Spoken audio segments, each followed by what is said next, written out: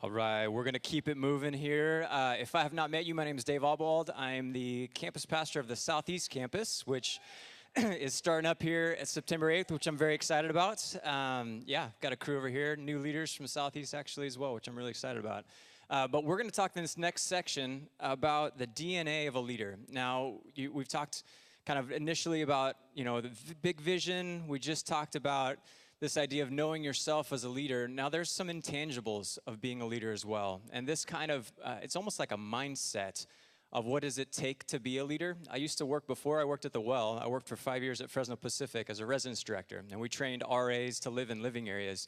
And every time we trained an RA, we had a piece of our training where we talked about this kind of thing. And we said, you need to embody this type of person. Now, it doesn't matter your personality, it doesn't matter your bent, which we just talked about, but there's this idea of you need to lead out of a certain place, because if you don't, you'll lead differently. And so I want to show you a video and then ask you a question to kind of get things rolling on it. So I'm going to have Andrew play this in the back.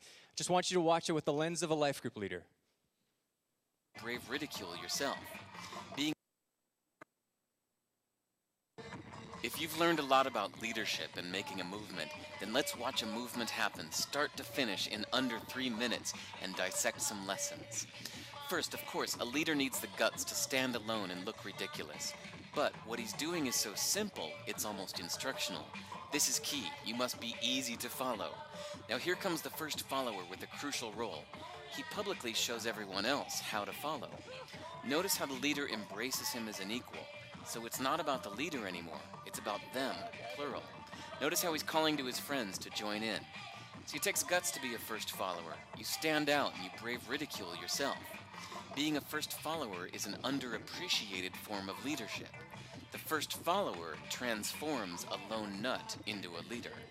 If the leader is the flint, the first follower is the spark that really makes the fire. Now here's the second follower. This is a turning point. It's proof the first has done well. Now it's not a lone nut, and it's not two nuts. 3 is a crowd, and a crowd is news. A movement must be public. Make sure outsiders see more than just the leader.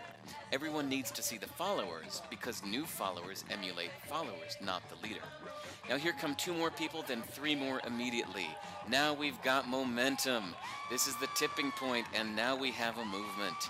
As more people jump in, it's no longer risky. If they were on the fence before, there's no reason not to join in now. They won't stand out, they won't be ridiculed, and they will be part of the in crowd if they hurry. And over the next minute, you'll see the rest who prefer to stay part of the crowd, because eventually they'd be ridiculed for not joining. And ladies and gentlemen, that is how a movement is made. So let's recap what we've learned. If you are a version of the shirtless dancing guy, all alone, remember the importance of nurturing your first few followers as equals, making everything clearly about the movement, not you. Be public, be easy to follow. But the biggest lesson here, did you catch it? Leadership is over-glorified. Yes, it started with the shirtless guy, and he'll get all the credit, but you saw what really happened. It was the first follower that transformed a lone nut into a leader. There's no movement without the first follower. See, we're told that we all need to be leaders, but that would be really ineffective. The best way to make a movement, if you really care, is to courageously follow and show others how to follow. When you find a lone nut doing something great, have the guts to be the first person to stand up and join in.